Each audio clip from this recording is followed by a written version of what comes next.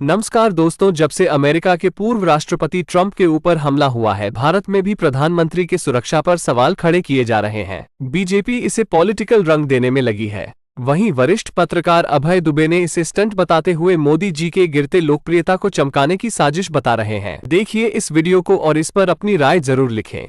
विक्रम सिंह जी मेरे बड़े आदरणीय हैं और टीवी पे हमेशा मेरे साथ कई बार पैनलों में रहे हैं और उनकी उपस्थिति बड़ी प्रबुद्ध उपस्थिति रहती है। सुधांशु जी भी बड़े प्रबुद्ध प्रवक्ता हैं, तो मैं समझता हूं कि हम लोग के एक परिप्रेक्ष्य में रख के बात कर सकते हैं।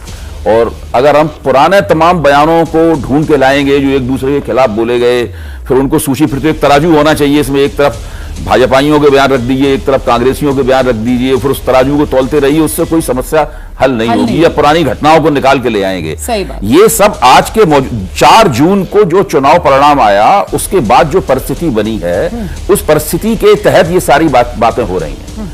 मेरा मानना यह है कि भारतीय जनता पार्टी का बहुमत कम हो गया, भारतीय प्रधानमंत्री की लोकप्रियता घटती हुई दिखाई दी।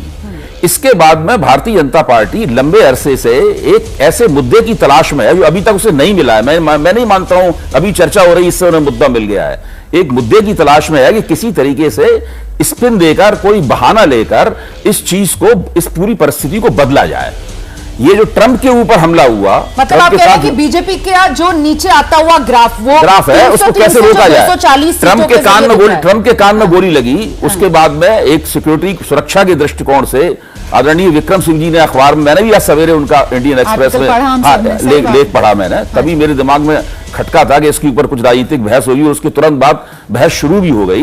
तो मेरा कहना है कि उसने भाजपा को मौका भी दे दिया और भारतीय जनता पार्टी उसको एक स्पिन देना चाहती है अपने पक्ष में कि प्रधानमंत्री के खिलाफ हिंसा का भड़कावा हो रहा है।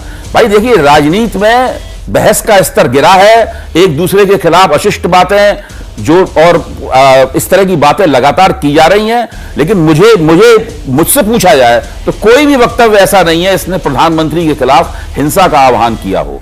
इस प्रकार का मतलब उसमें से निकालना एक खास मौत, कब्र, देखिए वो ऐसी बहुत सी बातें खुद नरेंद्र मोदी की बातों को, अभी नरेंद्र मोदी ने जो चुनावी मुहिम चलाई थी उसमें क्या था, देश के एक 15-16% एक अल्पसंख्यक समाज के खिलाफ पूरी तरह नफरती भाषण था और चुनाव आयोग में उसके खिलाफ हेट स्पीच की शिकायत की गई। चुनाव आयोग ने आज तक उसका फैसला नहीं लिया है। पार्टी अध्यक्ष से चुनाव आयोग ने पूछा था कि बताइए इसके बारे में, पता नहीं पार्टी अध्यक्ष ने क्या जवाब दिया और चुनाव आयोग ने क्या फैसला लिया। सारी चीजें रिकॉर्ड के ऊपर हैं, लेकिन मैं इनके ऊपर इस बहस में नहीं फंसना चाहता। मेरा मानना यह है कि ये ट्रंप वाले प्रकरण को लेकर उसको किसी तरह स्पिन देकर किस तरह प्रधानमंत्री की गिरती हुई लोकप्रियता को रोका जाए, उनके पक्ष में कोई हमदर्दी, सियासी तौर पर भुनाने की कोशिश के तौर पर, इसके अलावा मुझे और कुछ नहीं दिखाई पड़ता। लेकिन इससे जो नतीजा वो निकालना चाहते हैं, जो हासिल करना चाहते हैं उपलब्धि, वो होगी नहीं, क्योंकि मसला दूसरा है। बिल्कुल जो समस्याएं दूसरे किस्म की है। मैं उस पर आऊंगी सर, लेकिन यहाँ पर आप जिस दिशा में अब इस बात को लेकर गए उस पर सुधांशु जी का जवाब लेना बनता है कि सुधांशु जी, बीजेपी का गिरता हुआ ग्राफ और जो बात यहाँ पर अभय सर रख रहे हैं वो कह रहे हैं कि प्रधानमंत्री नरेंद्र मोदी की लोकप्रियता का गिरता हुआ ग्राफ, ये और कुछ नहीं, सिर्फ विक्टिम कार्ड खेल रही है बीजेपी। आइए